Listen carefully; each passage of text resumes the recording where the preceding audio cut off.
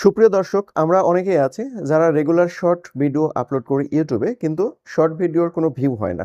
View বলতে দেখা যায় 10টা, 15টা, 50টা বা 100টা বা সর্বোচ্চ 150টা ভিউ হয়। এরপর আর ভিউ আসে না।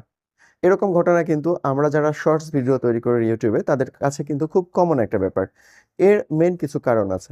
এর কারণগুলোর মধ্যে সবচেয়ে বড় যে ব্যাপারটা হচ্ছে যে ভিডিওটা সঠিকভাবে তৈরি করা। 9:16 বা 9:16 রেশিওতে ভিডিও তৈরি করা খুব সুন্দরভাবে, এবং ভিডিওটা কমপক্ষে এইচডি কোয়ালিটির ভিডিও তৈরি করা।